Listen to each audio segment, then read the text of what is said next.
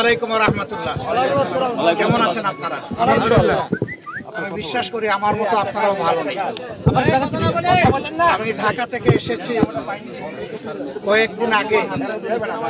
এখানে অত্যন্ত অবুঝ একটি শিশুর সাথে পশুরা যে আচরণ করেছে, অত্যন্ত লজ্জাজনক বিষয়।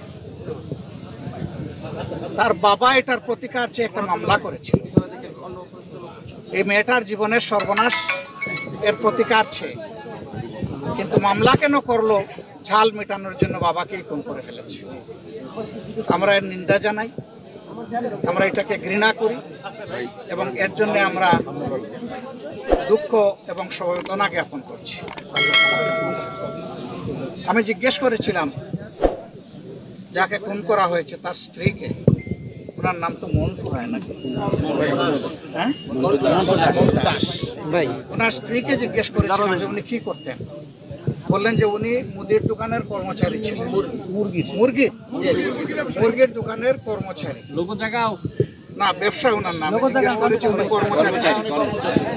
একটা মুরগির দোকানের কর্মচারী তিনি কতটুকুই বা আয় রোজগার করতেন এটা আপনারা তারপরেও তাদের সুখের সংসার ছিল, আয় যাই হোক, কিন্তু সেই সংসারটাকে একদম শেষ করে দিল, তছনছ করে দিল।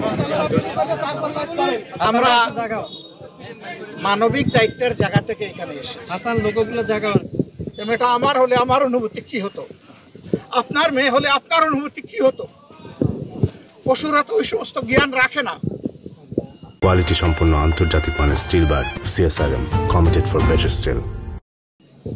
এদেরকে আল্লাহর কোরআনের ভাষায় বলা হয়েছে বালহুম আদাল্লু, এরা পশুর চেয়ে নিকৃষ্ট। আসলে সেই আচরণই তারা করেছে। মেয়েটার উপর জুলুম করলো, বাবাকেও খুন করলো, একটা পরিবারকে একদম ধ্বংস করে দিল। আমরা তাদেরকে আশ্বস্ত করেছি যে আমরা তাদের পাশে থাকব। আমি কুটে কুটে জিজ্ঞেস করেছি এ পর্যন্ত কে কে তাদেরকে সহানুভূতি দেখাতে এসেছেন। তারা সবগুলা খুলে বলেছেন। যারা এই সহানুভূতি এবং দেখিয়েছেন, সাহায্য করেছেন, আমি তাদের সকলকে ধন্যবাদ জানাই, অভিনন্দন জানাই এবং কৃতজ্ঞতা আদায় করি।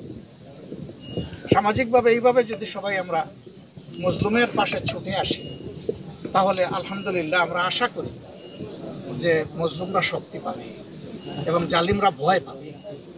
জালিমদেরকে ভয় দেখাতে হবে, তাদের শাস্তি নিশ্চিত করতে হবে এবং দ্রুত শাস্তি নিশ্চিত করতে হবে।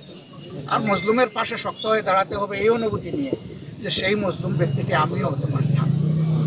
তখন আমার সমাজের কাছে আমি কি আশা করতাম? আমাদের কাছে দল ধর্মের কোনো ব্যবধান নেই, আমাদের কাছে মানবতা। মানবতা যেখানেই বিপন্ন হবে আমরা চেষ্টা করি সেখানেই গিয়ে হাজিরা দেওয়ার জন্য।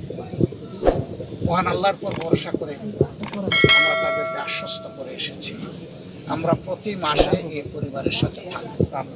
আমিন, ইনশাআল্লাহ। তারা, এই বাচ্চারা তাদের বাবা জীবিত থাকা অবস্থায় যেভাবে চলেছে, এখন যেন তার চাইতে কমপক্ষে একটু ভালো চলতে পারে সেই দিকে আমরা খেয়াল করি। আমরা এও বলেছি স্কুলের ছোট্ট শিশুটি নবজাতক, তার বয়স 18 বছর না হওয়া পর্যন্ত আমরা এই পরিবারের সাথে প্রতি মাসে আছি। এদের পড়ালেখার খরচ, এদের জীবনের ব্যয় নির্বাহ, একটা সাধারণ পরিবারের যেটা, সেটার জন্য আমরা পাশে থাকি। মামলার ব্যাপারে আমরা অভিনন্দন জানাই। তারেক রহমান সাহেব, আমি দেখেছি একটা ভিডিও, তিনি দায়িত্ব নিয়েছেন, তার দলকে দায়িত্ব দিয়েছেন। এটা একটা বিশাল কাজ। এই যে কাজের দায়িত্ব তিনি নিয়েছেন, আমি তাকে ধন্যবাদ জানাই।